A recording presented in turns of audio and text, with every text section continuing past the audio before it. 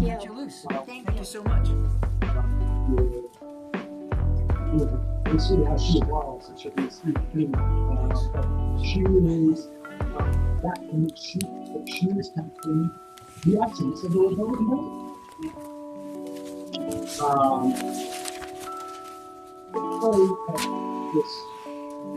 Okay,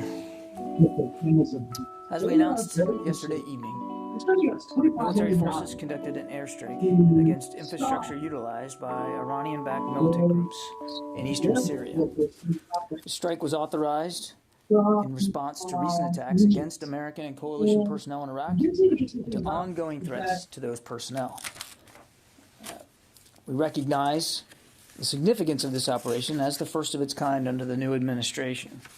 And so while I typically am loath to get into operational details, given that this has the interest that it does, and it is the first one that President Biden has authorized, I can offer a little bit more detail than I would typically be comfortable sharing at the podium. 2 F-15E Strike Eagles dropped 7 precision-guided munitions, totally destroying 9 facilities and partially destroying 2 facilities, making them functionally destroyed. The structures were located at the Abu Kamal terrorist entry control point, located near the Syria-Iraq border on the Syrian side. This location is known to facilitate Iranian-aligned militia group activity. We have preliminary details about casualties on site, but I won't be able to discuss additional details at this time because our battle damage assessment is ongoing. This response was conducted together with diplomatic measures, including consultation with coalition partners. The department notified congressional leadership before the strikes. Administration officials have been briefing at the member and staff level today, and there will be a full classified briefing early next week.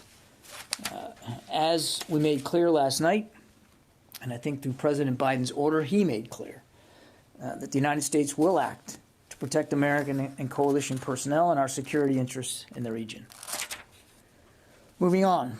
Today, Secretary Austin spoke with Kuwaiti Deputy Prime Minister and Minister of Defense H.E. Sheikh Hamad Jaber al-Sabah to commemorate the 30th anniversary of the liberation of Kuwait. The Secretary acknowledged the Kuwaitis and Americans who have bravely fought side by side to restore Kuwait's territorial integrity and respect for its sovereignty alongside the largest coalition the world had seen since World War II. He also underscored that 30 years later now, the United States and Kuwait maintain a strong bilateral partnership. The United States and Kuwait remain committed to a close defense partnership that brings peace and prosperity to the Gulf region. On other news, we're excited to announce the 2021 Department of Defense Warrior Games will be held at the ESPN Wide World of Sports complex at Walt Disney World in Orlando from September 12th to the 22nd. This annual event brings together hundreds of wounded, ill, and injured service members from the U.S. military and our ally nations as a way to enhance the recovery and rehabilitation of wounded warriors by providing them exposure to adaptive sports. This is the first time the Warrior Games have been held at this location and in coordination with Disney, and we're grateful for that coordination and opportunity. As we prepare for this event, we will work closely to obviously ensure the health and welfare of all athletes and spectators involved. More information and all the COVID measures are available on the Department of Army's website. Now, I also know that many of you are interested in the training materials we provided to the services and to the force for use during their stand-downs, the extremism stand-down that the Secretary ordered a couple of weeks ago. I'm happy to inform you that we've posted all this material and it's available on our website, defense.gov/newsroom/publications, if you want to look at it.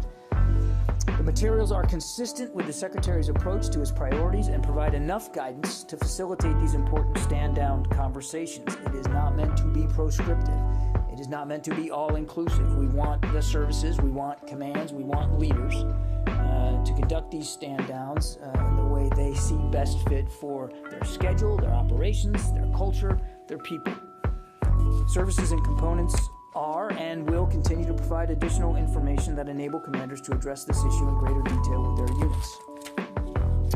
I can also announce that our new Deputy Secretary of Defense, Kathleen Hicks, will join the Twitter sphere today, and her handle is at DepSecDef, DEPSECDEF. So please feel free to follow her on Twitter. And finally, I need to correct something that I said during the Tuesday press gaggle. There is no change to U.S. policy regarding the sovereignty of the Senkaku Islands. As President Biden underscored in his call with Prime Minister Suga, Secretary Blinken reaffirmed in his call with Foreign Minister Motegi, and Secretary Austin further reaffirmed in his call with Defense Minister Kishi. The United States is unwavering in its commitment to the defense of Japan under Article 5 of our security treaty, which includes the Senkaku Islands. The United States opposes any unilateral action that seeks to change the status quo. For further discussion on U.S. policy, I would, of course, refer you to our colleagues at the State Department. But I do regret my error the other day. That was on me, and I apologize for any confusion that caused. Okay, let's get to questions. Lita. Hi, thanks. John, a couple questions on the strikes. Can you say whether or not there was any imminent threat coming from those facilities that were hit versus just a sort of a retaliatory strike against something they had? There's been some reporting that there were trucks hit. Was it just buildings? And was it like a weapons? Were there weapons or something there that so to prevent future attacks? And then just one quick thing on Congress. You mentioned that there was some congressional notification. There's been some complaints that there was no congressional authorization and questions about the legality of the U.S. taking a strike in Syria. Can you address that? Thank you. So there's a lot there, Lita. I won't get into, as I think you can imagine, I'm not going to get into specific intelligence assessments. The purpose for striking these targets was twofold. One, clearly,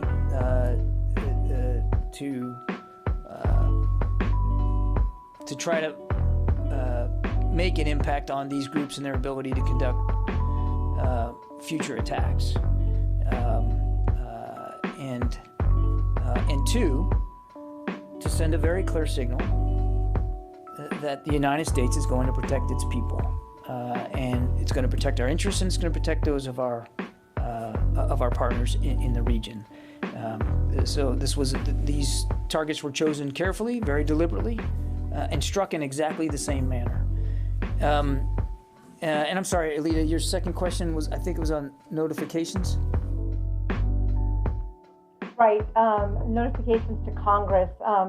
There's been some complaints that Congress was not able to provide any authorization for the strike, and questions about the legality of striking structures in Syria. Can you address that? And I guess just circling back to your previous comment, can you say if there were weapons at all in any of the structures that were hit? Thanks. On the second question, I'll try not to forget now the other one, but on the issue of weapons, again, our battle damage assessment is ongoing, and I don't have any more information than what I've been able to provide you today. I've gone as far as I actually can based on what we know. And to the degree we are able to share additional information, we will, but I also caution you to understand that there's going to be a limit to how much more information we may be able to provide. On the legality, there are two frameworks here which clearly define the legality of this strike. One is Article 2. The Commander-in-Chief under Article 2 has not only the authority but the obligation to protect American forces in combat theaters and in operations, military operations. So clearly, under his under U.S. constitutional authorities, this was right there. And then second, under Article 51 of the United Nations, international law, it gives nations involved in operations the right of self-defense. And as I said at the very outset, this really was a defensive strike meant to help protect in the future American forces and coalition partners, given what we knew those structures were used for. Right there on the other side of that border, to provide throughput for these groups and their activities inside Iraq. So very much was a defensive operation to protect our troops and our coalition partners, as well as I said at the outset, to send a strong signal about our resolve. Did that answer your question, Lita? Sure. I guess you're sort of saying that it was to protect troops and throughput, but you're not saying what was in any of these multitude of structures. That's, I think. Too much of the detail. We're confident that these were legitimate targets that were utilized by groups associated with these recent attacks. Structures, housing capabilities that they utilized to help perpetrate attacks on our troops and on our coalition partners in Iraq. We're confident in that. I'm not going to get into the specific intel of that. And as for again, your question about were there weapons hit, again, our battle damage assessment's ongoing. I'm just not going to get ahead of that. And to the degree we are able to provide more context in time when we know more, I certainly will. Tom? John, the Syrian Observatory for Human Rights says 17 were killed in this operation. I know you're still doing the BDA, but does that sound way off the mark from what you know right now? And also, did you communicate at all with the Russians? Did you deconflict with them before this operation? On the casualties, I've seen those press reports, Tom. As I said in my opening statement, we've received preliminary indications of casualties on site, but I don't have more detail right now in terms of numbers. So multiple casualties. We have preliminary indications of casualties on site. I'm not going to go any further than that. The Russians were contacted just prior to the strike using the deconfliction mechanism that is in place. Yep. Dan. At what point did it become clear who was behind the rocket attack in Erbil? And then how long did it take you to sort of decide on the target and carry out the operation? And also, were the other rocket attacks at Balad Air Base and the Green Zone afterward, were those also linked to those same groups? Well, when we referred to the justification for the strikes, we talked about recent attacks. So I'd leave it at that. That certainly you can take away from that this structure was hit because we know it was utilized by groups that were responsible for I would these think recent attacks, not just Erbil. And as for the TikTok that you're asking, I don't have that level of specificity, except to say that, and you heard the Secretary talk about this last week, that the Iraqi partners were conducting an investigation, and he said last night that some of the information they gleaned, what they learned from that, certainly was of significant assistance in our ability to develop this target set. So that process evolved over the last couple of weeks since the attack in Erbil, when their investigative and intelligence efforts began. So it sort of was evolving over the last couple of weeks. I don't know. I can't give you a date certain, Dan, when all of a sudden the light bulb went on and we knew, these were the groups and this is what we were gonna do. But I can tell you that the president himself authorized this yesterday morning. Let me go to the phones. Louis Martinez, ABC. Hey, John. Last night on the plane, Secretary Austin talked about the importance of having the Iraqis conduct the investigation. He talked about encouraging them to conduct this investigation. Can you address that? And also the level of involvement that the U.S.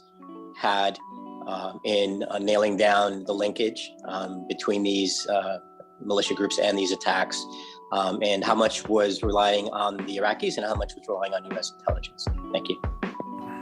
It was very much a team effort, Louis. The Secretary was very sincere when he praised our Iraqi partners for their investigative and intelligence work that they did. I won't speak for them; that wouldn't be appropriate. But there was some very good work done on the intelligence side that helped lead to these successful strikes. And as I think he said, we offered support and assistance. We were able to provide some information to their investigative process that helped. I won't get into the details of that, but it was. I think it's safe to assume that while it was an Iraqi investigation, clearly, I mean, there was some assistance provided by the United States to help with the information gathering and the intelligence assessments.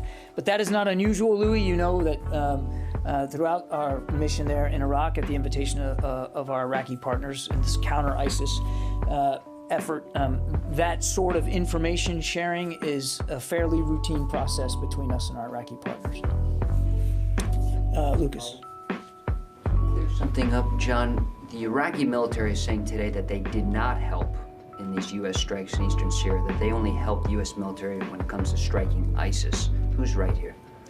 I don't think there's a split here, Lucas. It is true that the mission inside Iraq is a counter-ISIS effort.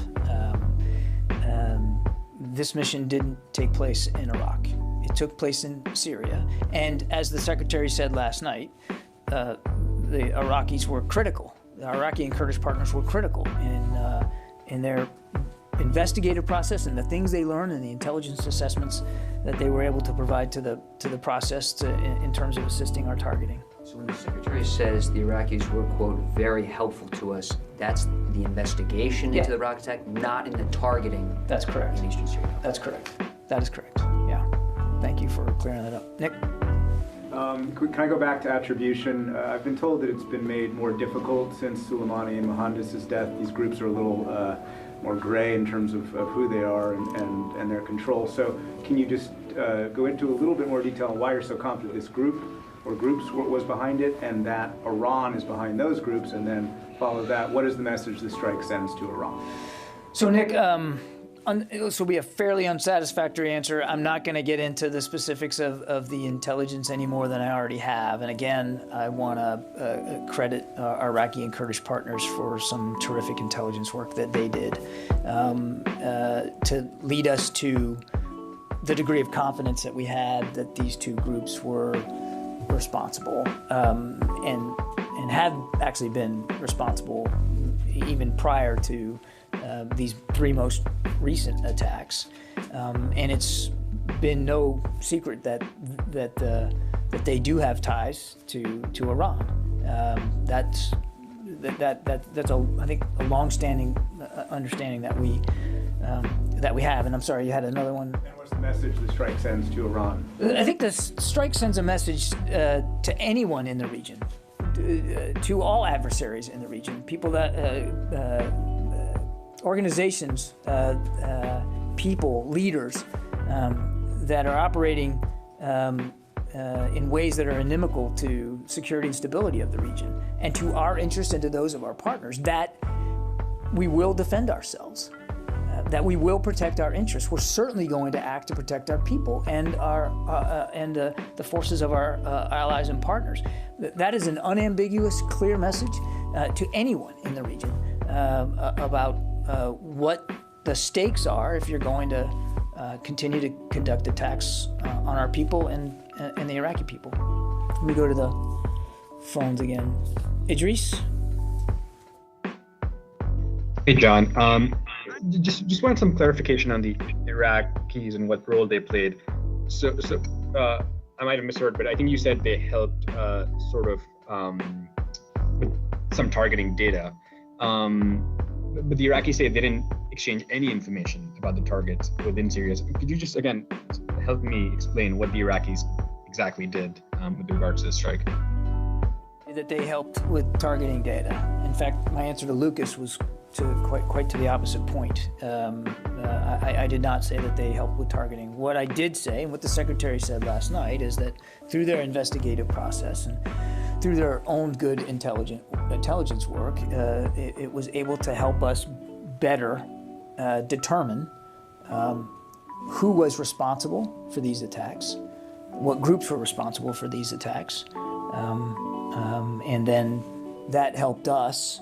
That gave us, the ability to do the targeting process and to determine what would be the best set of targets for this particular circumstance for these strikes. But they're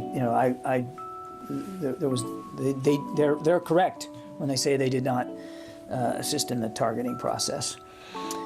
Christina, good to see you. Hi, good to see you too. So 2 questions, one Iraq related, one non-Iraq related. First, can you explain the thinking behind striking in Syria versus Iraq, where the rocket attacks were believed to have come from, and I'll address the second one later. So I think I'd worry less about the geography and more about the function, right? And these structures, again, we had information that we believe gave us confidence that these structures, this site, this compound, because all the buildings were on a single compound, were being used by these groups to facilitate the movement of resources, material, and weaponry into Iraq to conduct the attacks. So it was really more that than the map. Do you have another question? Yes. Has Secretary Austin had a chance to consider the Medal of Honor nomination for Sergeant First Class Alwyn Cash, or has it not risen to his level yet? I'm going to take that question. I don't believe it has that package has gotten that far in the process, but I don't know that for sure. So let me take that question. Dan Segalin on the phone. No, I'm good. Nick asked a question for us. Okay, I guess I should have thought of that. Sorry, Nick. Missy Ryan, Washington Post.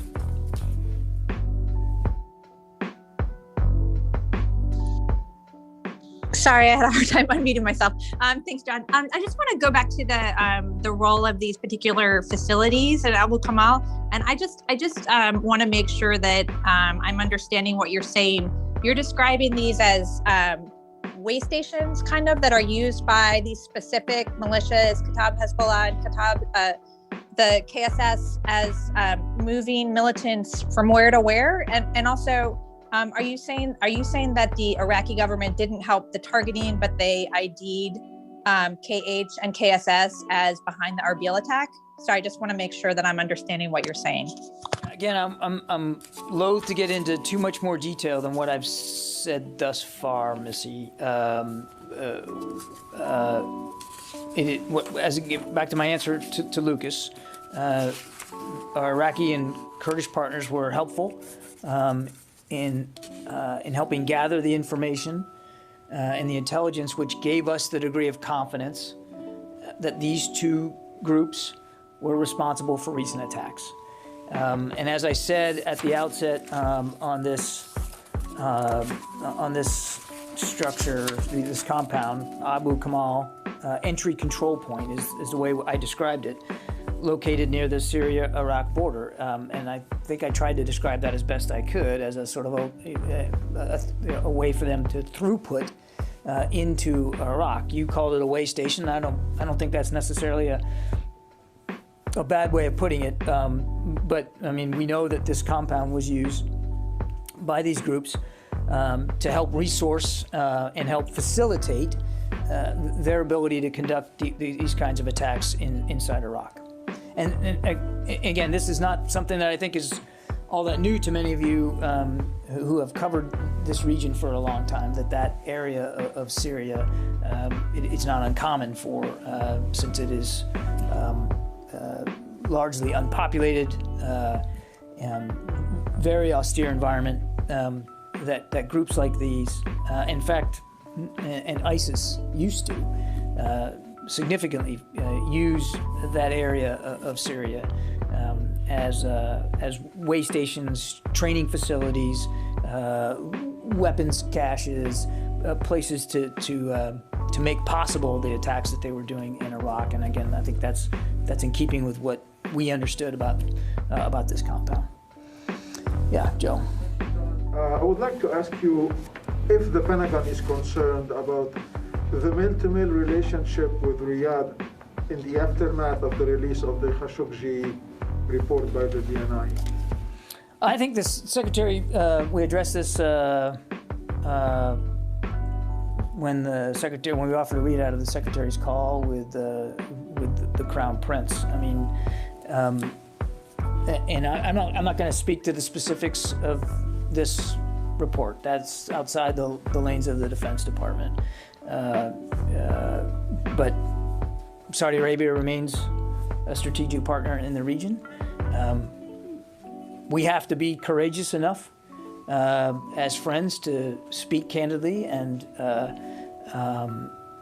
to make clear our concerns about the rule of law and about civil and human rights, even with friends and partners. I'll leave it to my State Department colleagues to speak to that. From a military perspective, as I've said many times, we take seriously our security commitments to Saudi Arabia with respect to their ability to defend themselves, and they do need to defend themselves, particularly along that southern border. And it's important that we continue to be able to have frank and candid conversations about how that relationship should go forward. Again, I won't speak for the broader government on this, but from a military to military perspective, we recognize our commitments and those requirements, and we also respect our government's right and responsibility to make clear the broader context of the bilateral relationship between the United States and Saudi Arabia. Abraham. You described the Syria strikes as defensive and known. So then why wait until American service members and diplomats are endangered by rockets to strike these facilities? And is the Defense Department ready to finally lay blame on Iran as ultimately responsible for these strikes? I take issue with the premise of the question, Abraham. It's like, why wait? I mean, we've talked about this many times. I can't speak, and I won't speak for what the previous administration did or the speed with which they acted. What I can speak for is this administration, and this administration took these attacks very seriously and wanted to make sure that if and when there was a response,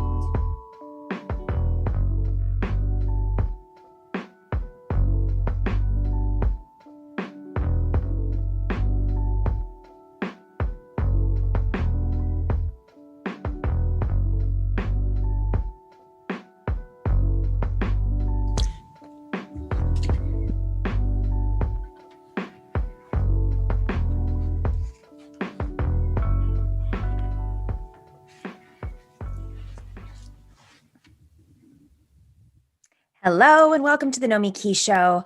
I'm Nomiki Konst.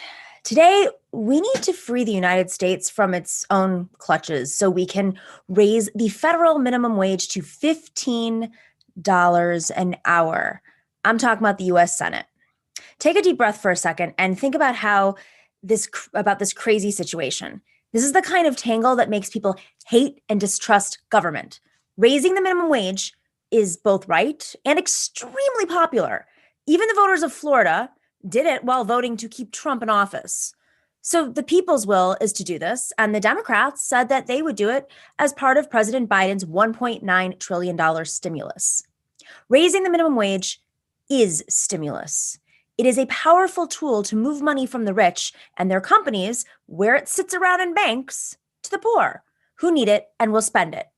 But last night, the Senate parliamentarian, a lawyer named Elizabeth McDonough, she ruled that it would violate the rules of the Senate to increase the minimum wage in the stimulus. This is what she ruled.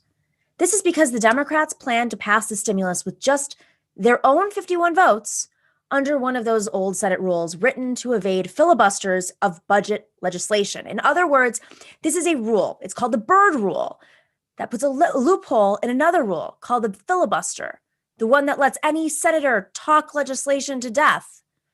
The rule in question here, written by that notorious segregationist Robert Byrd from West Virginia, it's simple. Budget legislation must be about the budget, not about policy changes that have only incidental impact on the budget.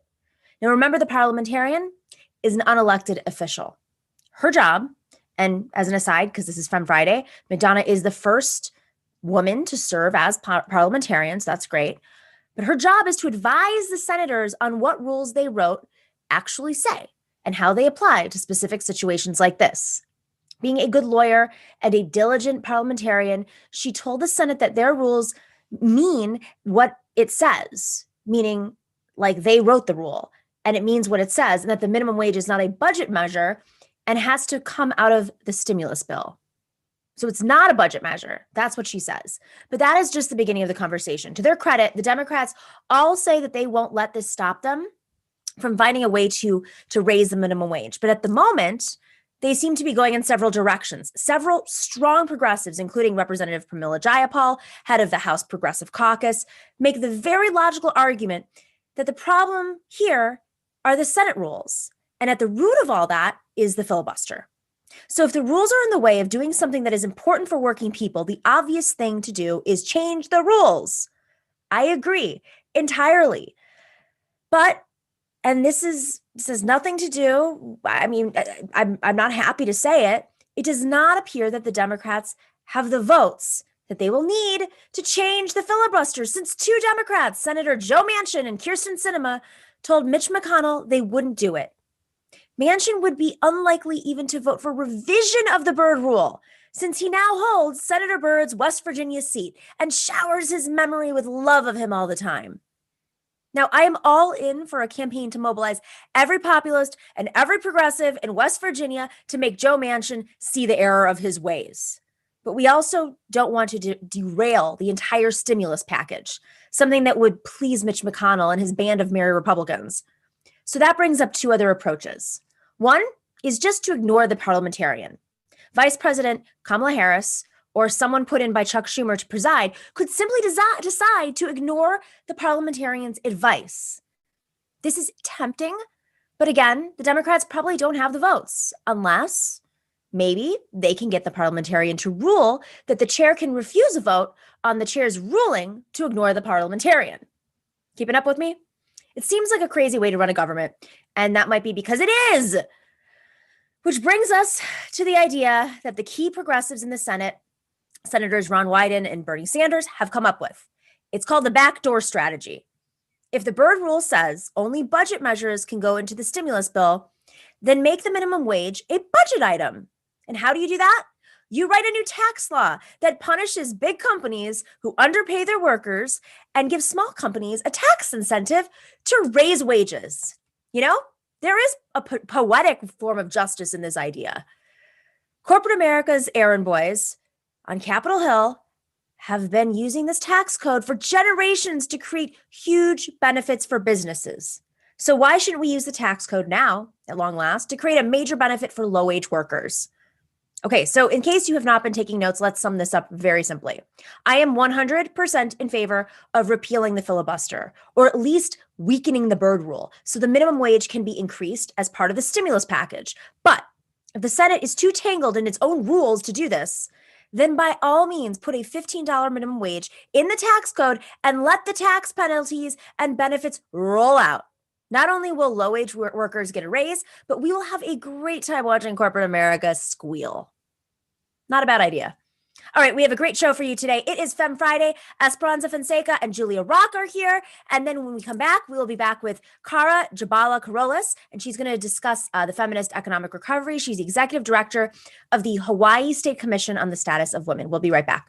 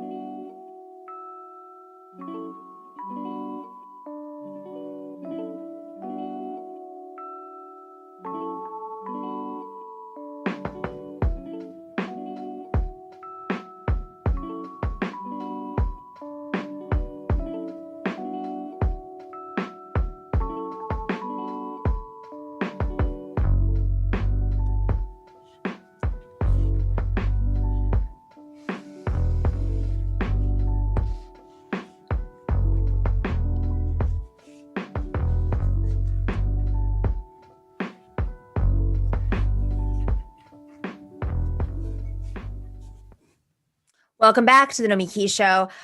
Khara Jabola-Carolus is the executive director of the Hawaii State Commission on the Status of Women. It is a feminist, it's an organization, a statewide feminist government agency, that works towards equality for women and girls in the state by acting as a catalyst for positive change through advocacy, education, collaboration, and program development. Thank you so much for joining us, Khara. Aloha, good morning from Hawaii. Aloha, good morning. I like that. So, there are, these agencies exist in sometimes cities and in some state governments, but they're pretty rare, and very rarely do they make major news. But you've been making news in Hawaii for the work you're doing around the economic recovery. Can you first just describe like what the agency is set up to do? Yeah, good question. So this agency is kind of a gift from the 1960s. It's really interesting, some of the things that feminists institutionalized for us that are kind of lying in wait and really just depend on who organizes to use them. So we're the oldest, actually, the State Commission on the Status of Women in the US, although Hawaii is a colony of the US in the Pacific. And we are statewide. And we also have corollaries in every county. So it's this nice like local to state level system. And I think a lot of people were surprised to have us put this out because it was so unlikely to come from the US because of the dominance of like neoliberal logics here and where the state of mainstream feminism is. So yeah, that's just a little bit about us, and we're directly involved in the ways that the state makes policies, its resources. We're basically like the main policy consultant for legislators in Hawaii and the resource center for women here. Are most of your state lawmakers or say whichever lawmakers exist in Hawaii, are they receptive to what you put out? I mean, one does not simply ask for economy or colonial relations and class distinctions are removed, but there is more social visibility around women's oppression because of the COVID-19 pandemic, for sure. And so there has been a really interesting reception among legislators, especially at the local level, so at the county levels. Every single county but Honolulu, which is about to introduce legislation, has passed legislation committing to following our feminist economic recovery and how they structure their plans for the local government level. So that just happened organically. Can you explain what the feminist economic recovery plan is? How it was built, what was the process of putting this together? Well, the context is really important. In Hawaii right now, we still have the highest unemployment rate in the United States. And at one point we were at 40% because we're hyper reliant on patriarchal institutions and really just fragile extractive industries. So, literally war, tourism, and luxury development, basically. And so those failed us. War maybe not, but tourism fell off a cliff. And because of the state managing this kind of sweet spot of capitalism, white supremacy, and patriarchy, where women are like maximally exploited in the workplace and the home, women are concentrated in these feminized industries, these low-wage industries. And so there was a very clear reaction to the impact on women in our community of activists and advocates. So right when the crisis hit about a year ago, we pulled together a team of women, like a motley crew. We had women from, deaf liberation activists. We had Native Hawaiian public health experts. We had students, just this diverse group of women who wanted to make sure that the short-term plan represented a very specific type of feminism that was, had a strong historical analysis and transnational analysis, Like I'm a Filipina immigrant family based activist, right? So I have that kind of global perspective. And we all came together and wrote this plan in about a week's time because we knew we had to keep up with the pace of the state and what was happening. So so yeah, it happened really from our community and the trust that we built with working with activists here. And some of the elements of the plan are short-term and others are really a declaration of where we want to go. So okay, so let's talk about some of the short-term aspects. What's made up in the plan? Short-term. Well, some of the features are pushing back against the immediate knee-jerk to rely on funding and programs and gutting social programs that women rely on to fund the recovery. The plan is called Building Bridges, Not Walking on Backs, which is, of course, a shout out to Gloria Anzaldúa, because we didn't want this to be balanced on women with the budget crisis that we're facing. Another thing is, there's this push for green jobs as an alternative to tourism, but as it stands, 78% of renewable jobs are held by men. So it's, you see the gender segregation. And so investing in that without counteracting that will leave women behind. So that was another focus. Also allocating 20% of the federal funding coming in, the massive amounts of money to Native Hawaiians to use as they see fit to recover, to honor the obligation that the state of Hawaii has to Native Hawaiians was one of the other short-term proposals. And then, building up a social infrastructure for women, from maternal and birthing systems to, universal free public childcare from 0 to 5, just things that are necessary for the scaffold of the economy. So there are a lot of different features, but they're all in motion, many of them. I asked you about the receptivity of this plan by lawmakers, but as you know probably very well, when you go and you lobby a lawmaker, they may like one part of the plan, but they may come up with some sort of either excuse for not supporting another aspect of it, or maybe an incremental response to it. Have you seen any sort of responses that maybe they want to pick the plan apart and implement parts of it? Yeah, I mean, there are some urgent and glaring overt pieces of sexism that are playing out during the crisis. Like we have the permanent state telework policy for public workers prohibits you to caregive while you're teleworking. What? Yeah, it's caused like massive confusion, crisis for public workers. What? How is that legal? So that's an example of something that right now we're in legislative session that's being taken up. So there's some really basic reforms that need to happen there that are before the legislature. Also, like emergency and housing vouchers, like housing assistance during the crisis. A lot of landlords were rejecting them. Because in Hawaii, we don't have any statutes that prevent source of income discrimination. So, you can just say no Section 8, don't even bother applying. I will not even consider Section 8 or any other government source of funding for rent. So that's another one.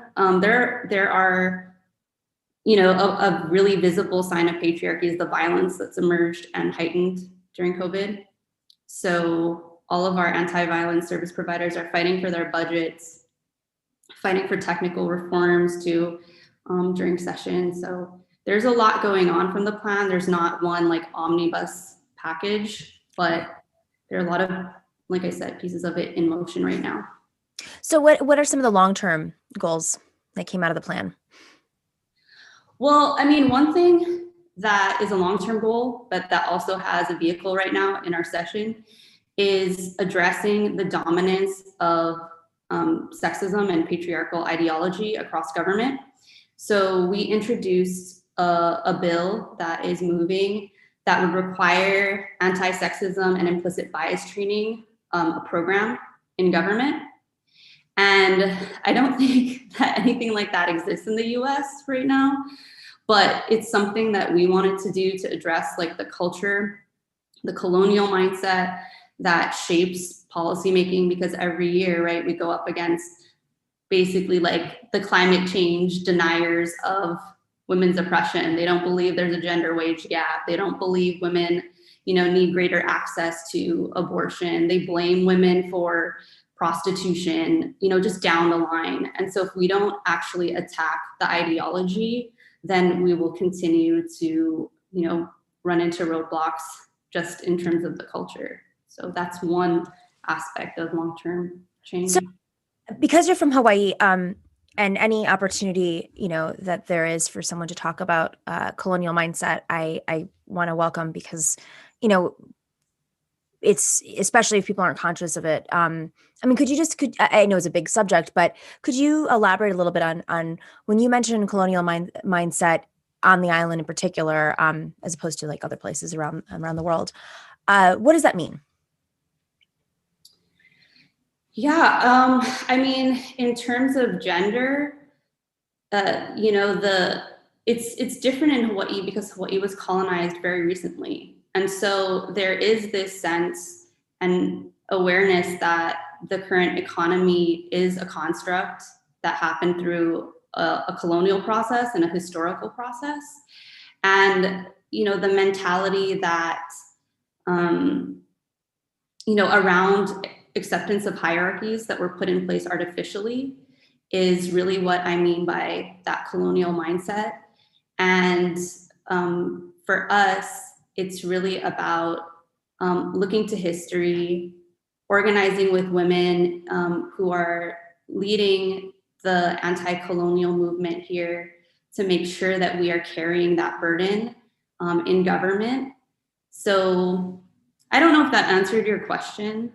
But well, so you're saying like they set up, okay, so when did Hawaii become, are you saying it became a colony when it became a state, or when it was first occupied by, Westerners?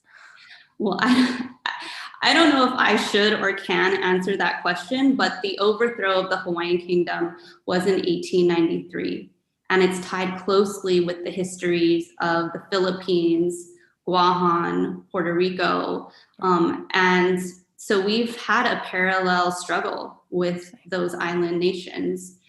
And so, there is and at that time, it was a woman in leadership, which played a big role, right? Like overthrowing a white supremacist coup, overthrowing a powerful woman of color, a Native woman.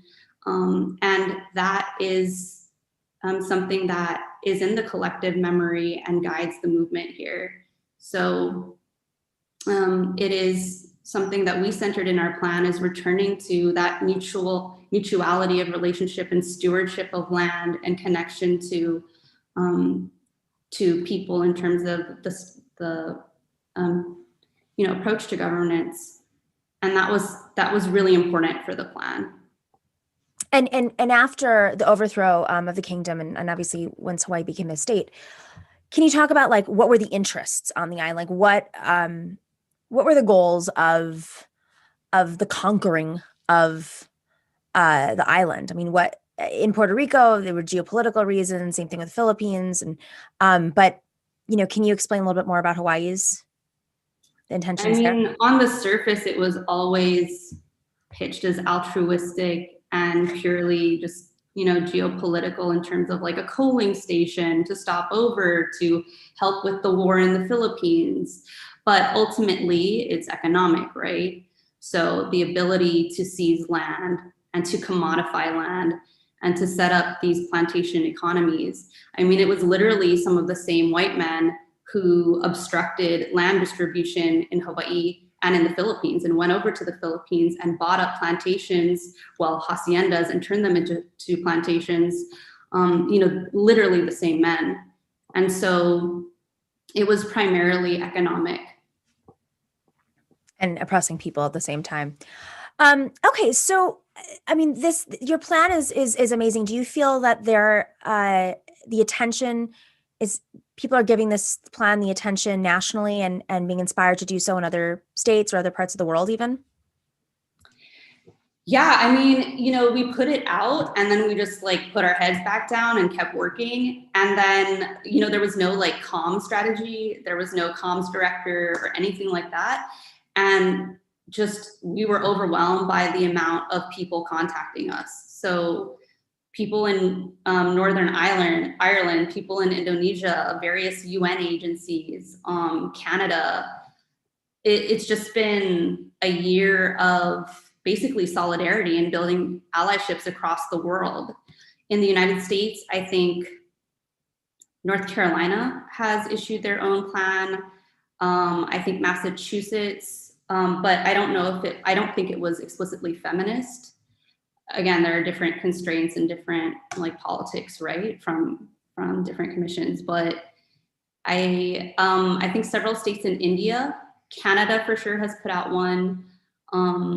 And I think the momentum is keeping up because people keep contacting us. Even last week, yeah. Are you seeing like the effects on the ground? Like, are the numbers shifting a bit, or has legislation been passed or in the process? Like, where's the state of the actual change? Yeah, so our it's hard to say at the state level because our legislative session got disrupted by COVID and it's a part-time legislature. So we had to wait almost a full year to start this process, and we're in the middle of it right now. So a lot of things that other states got to address, we have had to wait. But like I said, at the county level, the counties just wanted to roll with it. And so that's been something that has been really encouraging. And I think there's also a greater sense of connection in those rural areas and wanting to make sure that women are not left behind in the recovery. So we are looking forward to Honolulu, which is the largest county, introducing their legislation soon as well. I'm super excited about this. I love that you guys got straight to work and you're inspiring others to do so. And hopefully those who are watching can share the plan, can share the work you've been doing, and maybe inspire your own communities to do the same thing. Khara Jabola-Carolus, thank you for joining us. Appreciate it. Thank you. All right, we will be right back after this break with our panel, a quick little public service announcement, right back after the break.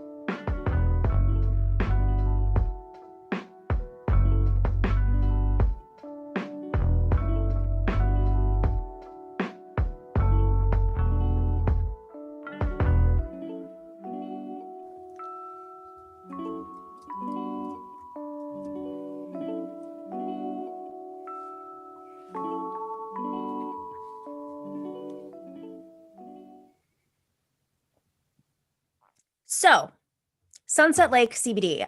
You may have heard me talk about them before. I am totally hooked. Sunset Lake CBD is a farmer-owned company that ships craft CBD products directly from their farm in Vermont to your door.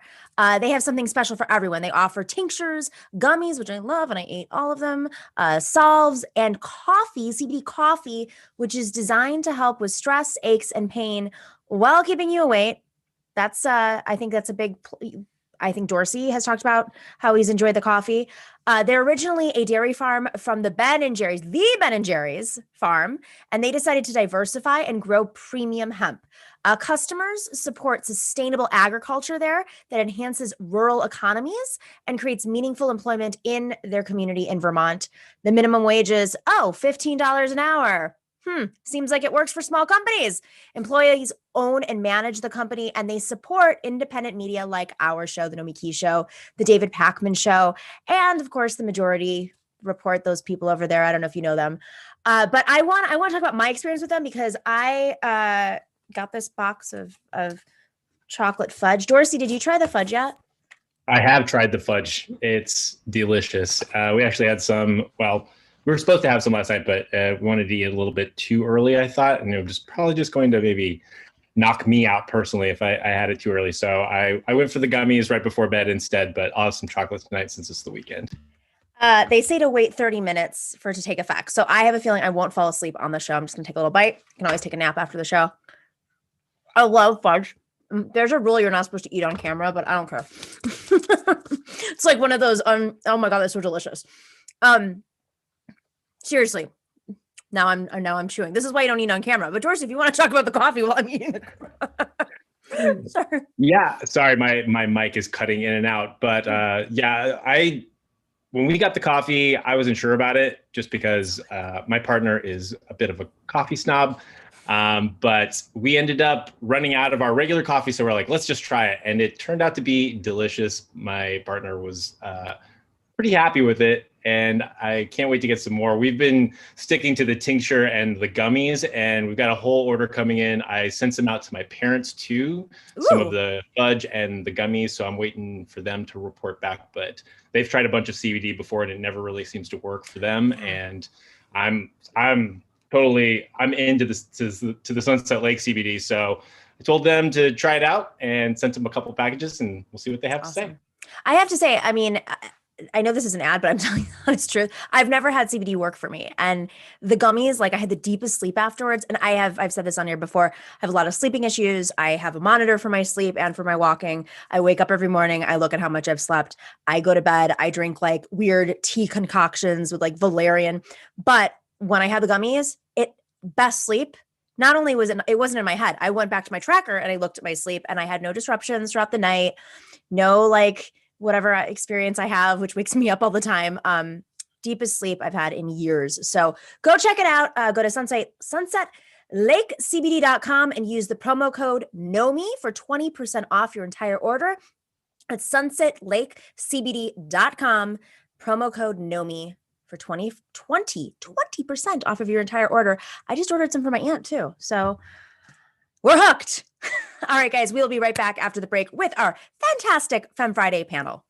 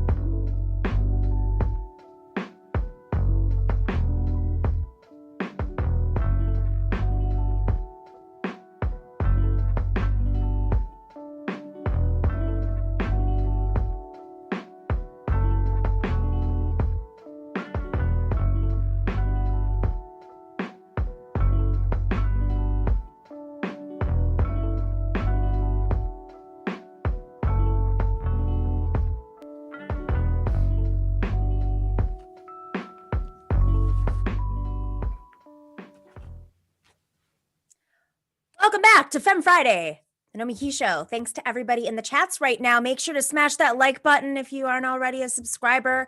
This is the moment. I have like a pledge that once we hit 75K, I'm going to play some games on Twitch. Once we hit 100K, I'm going to play some more games on Twitch. So if you want to see me play some games on Twitch, that's how you're going to do it. Trust me, it'll be fun. I'm extremely competitive.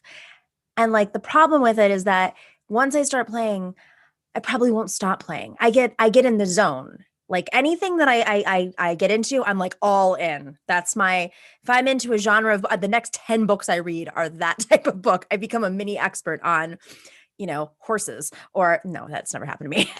Or I don't know. What did I go through? Oh, I went through a phase where I was reading about Istanbul like last year. I read like one book and then I read another book and then I read a counter book, and it was just this whole thing about Istanbul because I went there. So that'll be me with playing games on Twitch, something I know nothing about other than Frogger. All right, guys, if you are not already, make sure to join us on patreon.com. We got little perks. If you join different levels, you can get a mug. We have stickers. I now have them out. I never have them out. And we have this bag that I go do my grocery shopping in. One time somebody stopped me at a coffee shop. It was kind of cool. And they're like, I love that show. And I was like, hi, it's me. So clearly I wear makeup on TV and I don't wear it off TV. Anywho, please check us out at patreon.com/The Nomiki Show. You can also sign up to join our book club. We have an amazing book club underway. I believe we're about to go into our second book. I have to check the schedule, but we're doing our interview for the second book this week. That's the February book club. You can join for 1 book a month, 2 books a month, or 4 books a month, which is really a lot of work, but it's so much fun. And if you believe in challenging yourself like I am right now, you will be reading every moment you can instead of watching Netflix and missing all of the hot shows.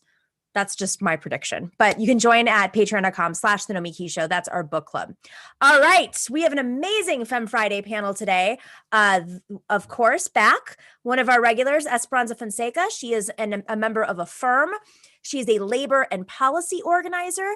And Julia Rock joins us today from the Daily Poster, which is, she's a reporter for the Daily Poster. It's a grassroots funded investigative journalism project that covers politics, business, and corporate power, founded by our dear friend, David Sirota. Thanks for joining us, ladies. Thanks so much for having me. I'm loving this background, Esperanza. Very cool. The Affirm background. Thank you. I wanted to wrap my organization today in our beautiful colors. It's beautiful. It matches me. All right, so we have a lot of news going on right now, but I wanted to lead with a story that we touched on actually with our first interview guest. It is a story that was published this year. It's not new, but I just think it bears repeating. And it was published, the story was in the New York Times, but the report came out in May about how homeschooling and domestic work is not being, shocker, apportioned equally. And not only is it not being apportioned equally between genders, but and obviously this is an imperfect poll. Half of men say that they are doing most of the homeschooling and domestic work, and 3% of men agree, or women agree with this number. Are we shocked? Are we like in any way that there are different interpretations of who's doing the work at home? But for real, this is having the economic consequences have been severe, and that women are on the front lines right now of many industries, and then they're doing so much more work at home. So we're now at the point where we're about to hit year 2 of the pandemic, moving into year 2 of the pandemic, and we actually do have numbers. Julia, I mean, you cover politics. The first question I have is why isn't this being screamed from the mountaintops by our progressive lawmakers? Why aren't they talking about the gendered aspect of this, because it is so significant? Yeah, I mean, I think the best answer to that question is that most of the lawmakers who might be screaming it aren't kind of willing to make the public investments in the types of things that are needed to make this distribution of labor more equal. So investments in universal childcare and public schools would kind of be the most obvious solution to this problem. And lawmakers aren't willing to take these issues that they see as really in the home into the public sphere. Esperanza, I mean, as a labor organizer, have you found that unions are highlighting the gender dynamics? Yeah, I mean, I think that that has been a historical failure of the labor movement. I mean, of course, there's been times where the labor movement has, addressed male chauvinism or addressed women's, reproductive work and like feminized labor. But the reality is that by and large, the labor movement has not. And that's not to say it cannot, but it's to say that we need to step up, and specifically men need to step up and really start centering an analysis of women's work in their analysis of labor more generally. And then I also think it's incredibly important for us to think beyond solutions that center on changing dynamics in the individual home and begin to thinking of ways that we can collectivize these things, such as childcare, et cetera. It's interesting because our previous guest was talking about the work in Hawaii and how the culture of collectivism, right? Just communal aspect of dealing with families and work were removed when the kingdom was overthrown, and then it became this colonized island. So I want to move to related to this. Representative Katie Porter has been talking about the single parent penalty, which is a hashtag, and saying it's a racial and gender issue, given that 4 out of 5 single parents are women and 2 out of 3 are Black. So can we roll that clip real quick? And you're absolutely right that the single parent penalty has its legacies in structural racism, in attitudes about what a family should look like, that were often designed to punish Black people, certain kinds of lower income people, people who weren't married or couldn't get married or marriage didn't work out. And so it's really, really important that we understand this isn't an accident. This wasn't a typo in the bill. This is something that just grew out of our country's history in terms of how we think about what is a family and what kinds of families do we help? What kinds of families do we reward? So this is for me, very much a justice, racial justice, gender justice issue. Yeah, and I was actually being generous because I said that it was people's blind spots, but it's actually their biases, so that's the truth of the matter. And you're absolutely. So, I mean, this is profound that they're having this conversation, Representative Porter and Representative Presley, about the racial and gender dynamics. But I mean, the reality is that we're living with a Congress right now that, as you were saying, Julia, there's no pathway to this at all. And there's no public campaign around these issues. I mean, I'm still, every day, I'm shocked by how removed the effects of this economy, who it's affecting, is from the conversation, the national conversation about the $15 minimum wage or healthcare or $2,000 checks. Who's it going to help? Julia, yeah, you're nodding your head. I mean, yeah, I think it's especially interesting that you bring up the $15 minimum wage because the, Democratic playbook for the last 2 months has been finding all of these reasons not to do things that would help people. And the parliamentarians ruling yesterday that the $15 minimum wage couldn't be included in the budget bill is something that Kamala Harris, who has been a huge advocate of a $15 minimum wage, has the power to do something about and is choosing not to. And yeah, so I think you're exactly right that part of it is really this disconnect between what people are experiencing, and part of it is finding constant excuses not to wield power to help people. Esperanza, what are your thoughts? Yeah, I mean, just going off of this conversation, I mean, how many times are we going to listen to people who tell us to mobilize to vote for Democrats, and then they get in office and they turn around and they bomb Syria, they roll back on all their promises, over 26,000 people have been deported, regardless of what you think about the court ruling, the original executive order had 4 big loopholes to continue deporting people. There's no $15 minimum wage. I mean, the stimulus check was severely cut from what Biden and Warnock and all these people promised. So, I mean, at what point are we going to say this electoral strategy of electing Democrats who are not here for us. They are here for big capital. It's not working. We need to divest from a corporate party, and we need to form our own party of workers based on solid and sound principles. I mean, the path to this is a much bigger question. I think that we could have a conversation about for hours. But I mean, the reality is like the Democratic Party has, I speak from experience.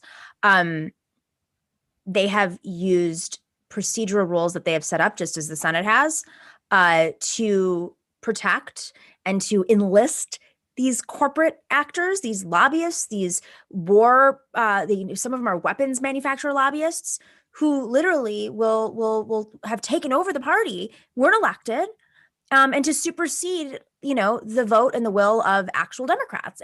And whether it's primaries or DNC members or fiscal control boards, who none of them are elected, and they all have some sort of direct corporate influence, but by procedural, loopholes, they're able to just squash any sort of democracy. So yeah, something has to happen. Bigger conversation. Go ahead, Esperanza. I know you want to say something. Yeah, just real quick, I want to say, I think that's why those of us who call ourselves socialists, we recognize that it's not simply about having good policy, but something fundamentally needs to change about the structure of our democracy. Because right now, you win a reform, it can be rolled back immediately. Yep. Most rulemaking in our country happens by unelected people, administrative rulemaking. Most rulemaking is not legislative, whether it's on the state level or the federal level. So at what point are we going to say we're fed up with this sort of reformism that is not working, and we need a complete restructuring of our democracy, because the democracy is not serving us, it's serving the owners of big capital.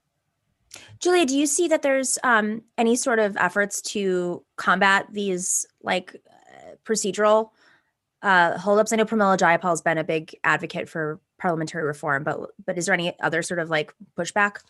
I mean, I think the comparison that's kind of continuously been made is, how progressives are responding right now and fighting over the stimulus compared to where they were in 2009. And I think the fact even that so many people have recognized and are saying, vice presidents before have ignored the parliamentarian, Bernie Sanders is in charge of the budget committee and is already kind of using that position to really try to wield power for better things. I think things definitely do look different and better, but is it enough to be pushing back on Kamala Harris not using her power? I don't know. It's definitely progress that there's much more outside organizing and resistance, but it kind of remains to be seen how far that's going to go, I think. And it's clearly not happening fast enough. I mean, our economy's spiraling right now, and it's we're still debating over scraps, $15. I mean, are you effing kidding me? But Nomiki, that's why I think that we act like if we elect these super progressive leaders, even Bernie, that we're going to be building something. But I mean, look at how Paul Engler urged Bernie to take the mass infrastructure that he created and turn it from an electoral infrastructure to something that could be organized and mobilized long term.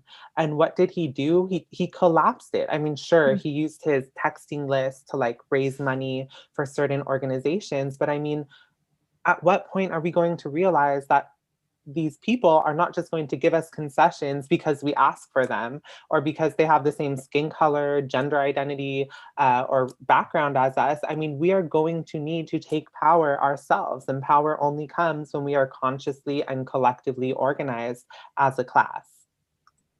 Julia, do you have thoughts?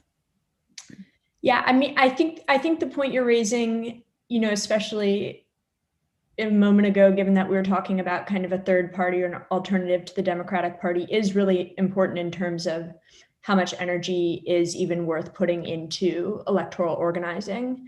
And, I obviously cover mostly electoral and legislative politics, so I put a lot of energy into thinking about that.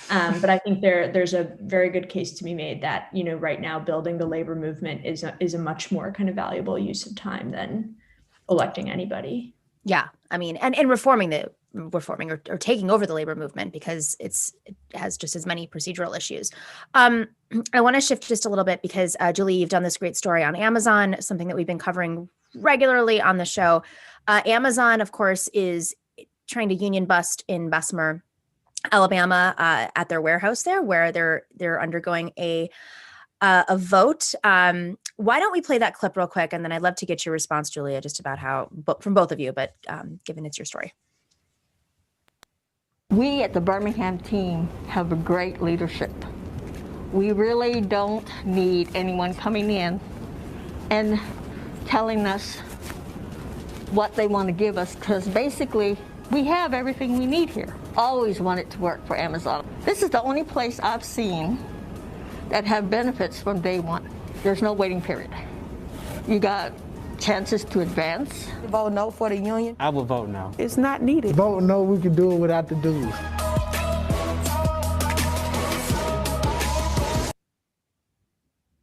To be a union rep in Los Angeles at International Airport, and they don't do nothing but take your money. They just take your money, and they don't do anything for you.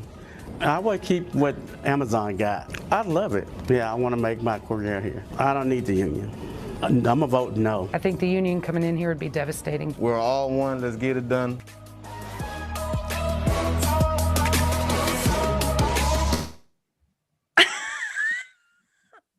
Okay, so Julia, where did these ads appear? How did you learn about those? Okay, I want to clarify, I did not report a story on these ads. Oh, I apologize. I'm so sorry. I had your story up. Oh, I apologize. Okay. We've been covering, I apologize. That's somehow that came out, I think, through a tweet that I had.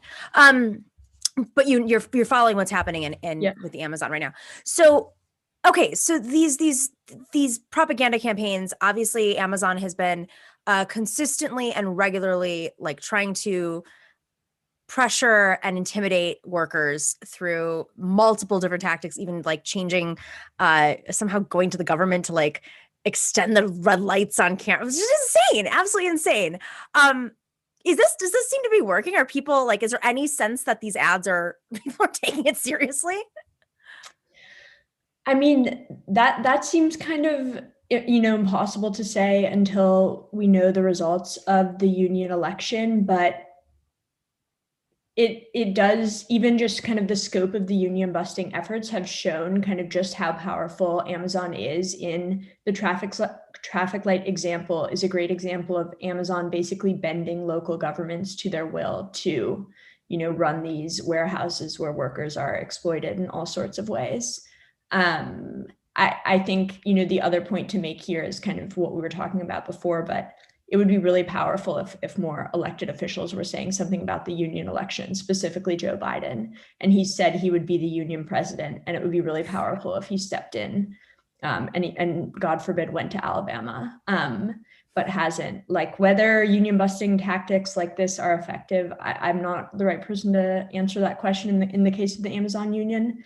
But they're definitely making their best effort, and they definitely could be successful. Esperanza, I mean, you've done organizing. Have you ever dealt with any sort of busting?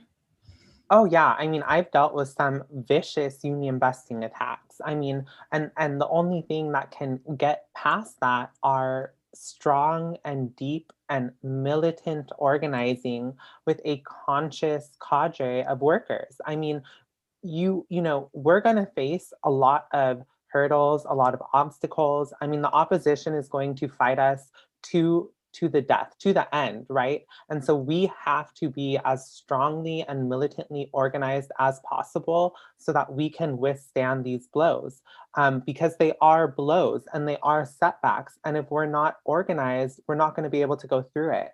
But I think that on the bigger picture, we have to not simply look at this economically, but also politically. I mean, this points out one of the fundamental contradictions of a liberal capitalist democracy. I mean, how can we say that we have the freedom of association when you have union busting firms which are legal and can run around, and their job is to use the wealth and power of the capitalist class to shut down and deny workers the right of freedom of association. There is no right of free association when you have union busting firms running around interfering with what you're doing. Right. And I think Lenin said it in State and Revolution, which is that freedom in capitalist society is the same as it has always been, freedom for the slave owner, like it was in, in Greek society. And ultimately, we're going to have to resolve the fundamental political contradiction of our democracy. And these firms are making millions and millions of dollars. It is jarring. Do you guys have any sense of like how they form, where... I've read some reports about them doing some overseas work, but do you have a sense of like how they come about? Nothing, no. Okay, I just figured I'd throw it out there because you're both. There are some union busters. Like, for example, one man wrote a diary about how he was a union buster. I forgot the name of the book, but you can search it and find it. Some people are recruited to the other side. I know Lyft attempted to recruit me to do policy for them in California. And I was like, I would rather starve than work for the enemy. But also like these people are expert in communication, in psychological manipulation. I mean, in opposition research, like they recruit from experts in their field who can run disinformation campaigns and know how to commit mass manipulation. Oh my God, that's horrifying. I've read about some counterinsurgency, like people who worked in counterinsurgency programs going to the States to work on union busting. Julia, I know we only have a few minutes left and I want to cover a couple more stories, but you have covered what's going on with McDonald's right now and the paid sick leave, McDonald's, Walmart, the paid sick leave initiatives and how they're asking, as you just posted, regulators to help quash them. Can you talk a little bit about what you discovered? Yeah, absolutely. So there was this moment kind of in March that we all remember where it seemed like there were so many possibilities to kind of change policies for the better, that people, were realizing the vulnerabilities of our society due to the pandemic. And one thing that happened in that moment was that a number of large corporations who have frontline workers who work for them enacted some temporary paid sick leave policies.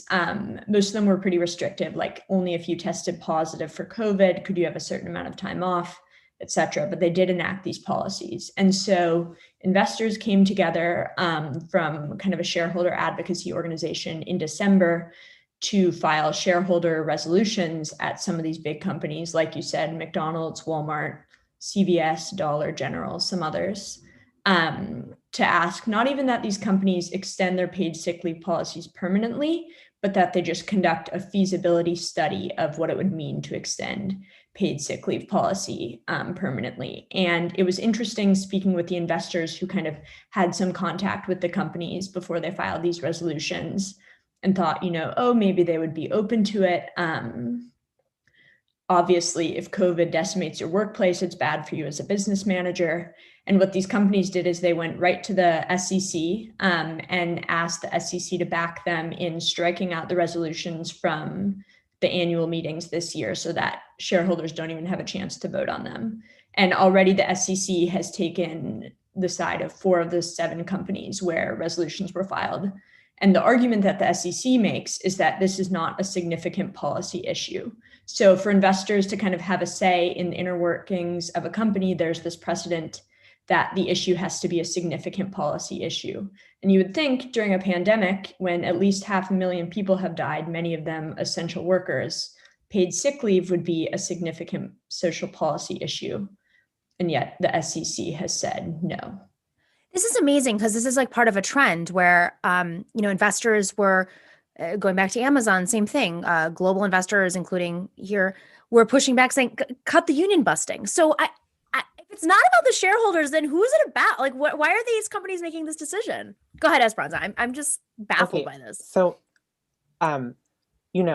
everyone should read Jane McAlevey. I have my own critiques of her, but in the end of the day, her core thesis is correct. I mean, she proved it through empirical evidence. I mean, you're not going to win a campaign against a giant, powerful corporation unless you have a majority of the workforce organized, deeply organized, with roots in the community, and who are ready to take militant action together. I mean, the labor movement has largely shifted from deep organizing like that to corporate and comprehensive campaigns.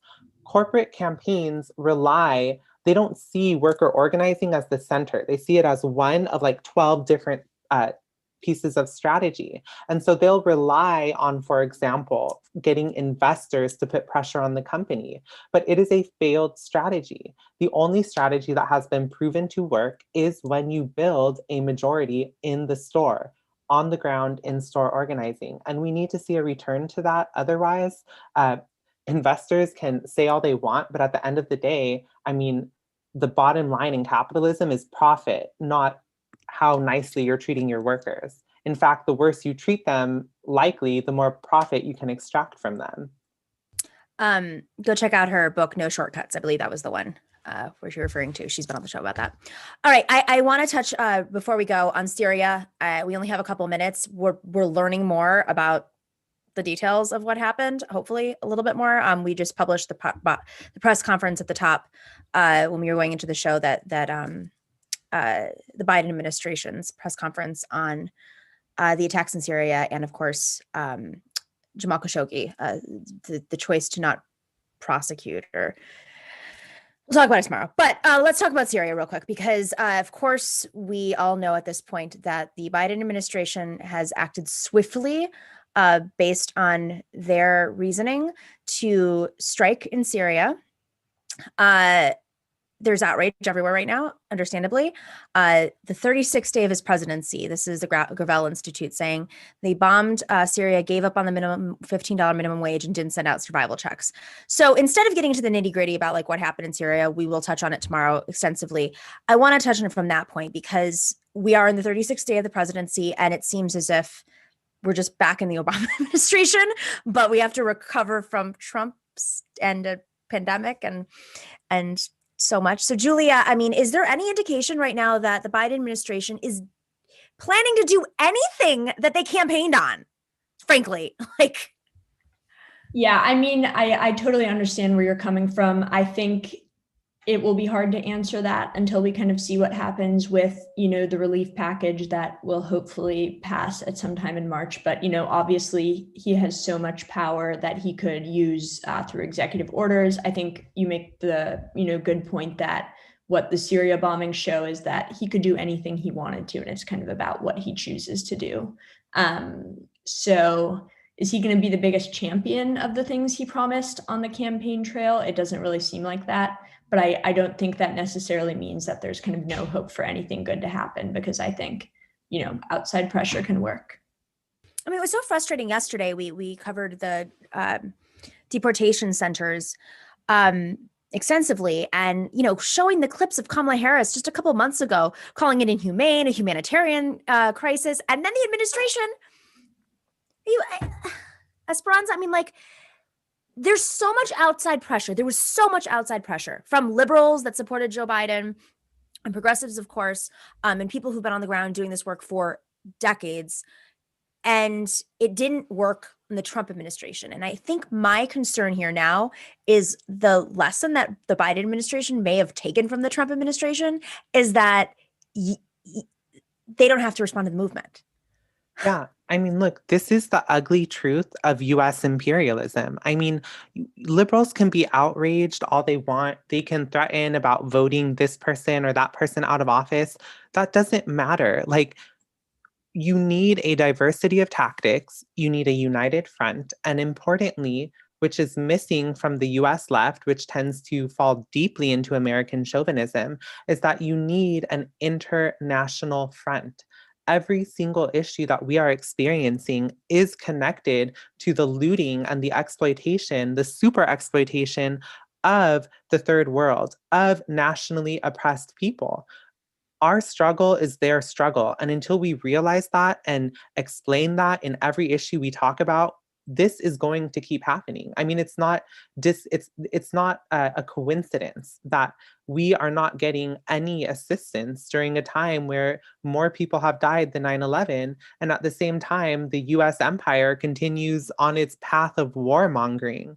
And yet we're supposed to be grateful for a few organizers in Georgia for putting this man in. I mean, come on, we need better, and we need to face the fact that this is the ugly face of imperialism. And until we unite and fight it in an organized, a conscious, and a militant way, this is going to keep happening. And we're simply passing our problems off to the next generation.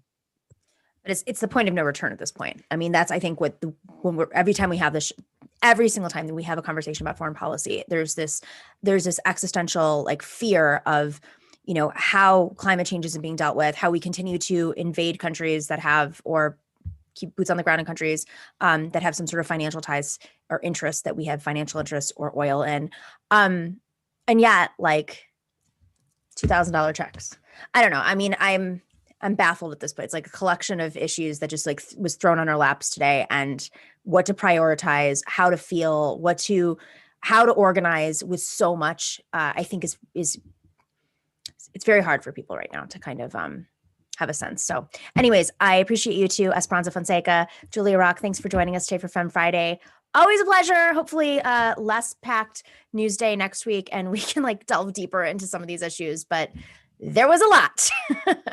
Thank you, Nomiki. Thank you so much. Take care, guys. All right, let's do some shout outs. Conan Yagami sending some love. Thank you, Conan. And Prairie Fire Kowalski from Nebraska. Just paid for my kombucha. I've already had too much coffee today. Kyler Asado, on the topic of feminism and no elected structure, how about talking Secure Families Initiative for military families? It's a great topic. Let's add that to the list for next Friday. Good. Thank you. Shout out to everybody on Twitch and on YouTube. In that chat, thank you all for joining today for our fabulous Femme Friday, and to MIDI Doctors for working those algorithms, and our YouTube moderators, Bob C, Chokin, The Orb, and Chuck Diesel, and over at Twitch, Dorian Sapiens, A Difficult Truth, Nightbot, Our Means, and Nug Wrangler. There are so many. I love it. Thank you all for joining. And if you haven't already, send us your addresses so we can mail you some stuff at thenomikishow@gmail.com. If you want it. I mean, we got it. Might as well mail it to you. You're doing all this amazing work for the show. We just are super, super grateful. So send us your addresses and we will do so. All right, everybody, have a wonderful weekend. Stay in solidarity. We will see you on Tuesday of next week.